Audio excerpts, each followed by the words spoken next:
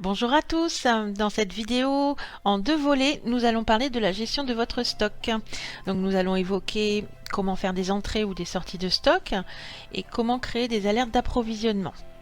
Dans la seconde vidéo, on verra comment faire l'inventaire et comment valoriser son stock, entre autres. Donc en fait, il y a beaucoup de choses à dire et c'est pour ça qu'on va le faire en deux parties. Pour commencer, donc un produit vendable se déstocke automatiquement. Je n'ai donc pas besoin de m'occuper de faire des sorties. Toutefois, un produit de bac ou technique doit être sorti régulièrement. Donc je vous conseille de conserver vos emballages vides dans un endroit dédié et de faire les sorties une fois par semaine environ.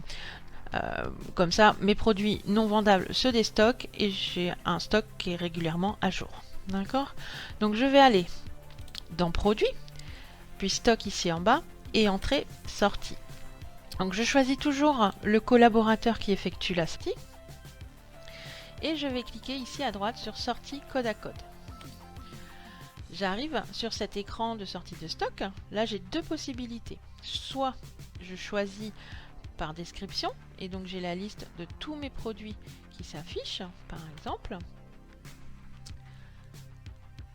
Je n'ai qu'à choisir donc le produit que je souhaite déstocker. Le fournisseur s'affiche ici. Je renseigne la quantité par ici et je choisis le motif de sortie. Donc j'ai plusieurs motifs. L'usage magasin, donc ça va être les produits utilisés au bac ou en technique. J'ai le vol, parce que ça peut arriver aussi malheureusement. La casse, parce qu'on ne sait jamais. Et donc finalement j'ai le motif divers qui sert généralement pour les sorties quand c'est des usages personnels de produits. Donc moi j'ai choisi mon motif usage magasin. Je clique ici sur moins. Ça y est, mon produit est déstocké.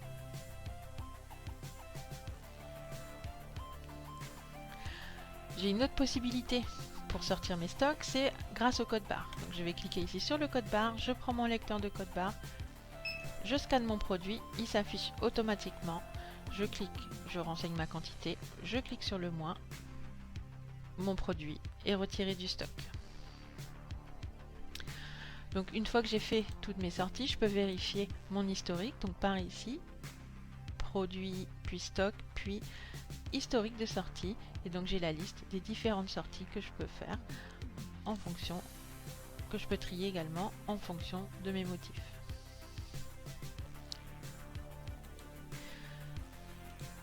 Donc ça c'est pour les sorties. Pour rentrer un bon de commande, je vais me rendre dans Produits, puis Stock, puis Entrée Sortie. Donc je renseigne toujours le collaborateur et donc là j'ai le choix de faire une entrée soit code à code, soit par fournisseur. Donc lorsque je choisis code à code, j'ai exactement les mêmes données que tout à l'heure. Soit la description, j'ai la liste de tous mes produits, soit par code barre, je scanne, j'ai mon produit. Ou alors si je clique par fournisseur, je peux choisir un bon de commande en fonction de mes fournisseurs, tout simplement. Donc je vais retourner et je vais faire une entrée code à code par la description. Par exemple, on va prendre celui-ci.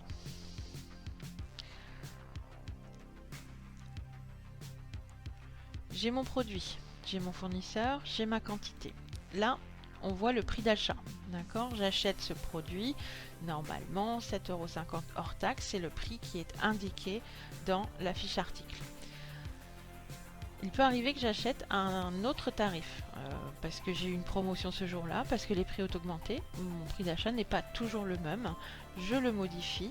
Là, je l'ai eu à 7,25 €. Je choisis, je renseigne mon tarif et je clique sur plus. Ça y est, mon stock est ajouté à son prix juste. De la même manière que pour les sorties, je vais dans Produits puis Stock et j'ai mon historique des entrées. Je retourne donc sur mon menu principal et je vais aborder maintenant comment se créer des alertes de réapprovisionnement. Donc LS Coiffure vous facilite les commandes à vos fournisseurs grâce au stock minimum dans la fiche produit. Donc je vais ici dans Produits, puis Produits. j'ai la liste de tous mes produits et là j'ai l'onglet stock minimum. Donc j'ai défini pour tous mes produits le stock minimum que je dois toujours avoir pour être tranquille. Donc une fois tous mes stocks minimum définis, il faudra se rendre dans produits, puis stock, puis réapprovisionnement. La liste de tous mes produits arrivés à stock d'alerte s'affiche. Donc ils sont triés par fournisseur, mais vous pouvez aussi les trier par désignation ou par code à votre convenance. De cette manière, en un coup d'œil, vous pouvez préparer vos commandes. J'en ai fini avec cette première partie de la gestion des stocks et je vous dis à très vite dans une nouvelle vidéo.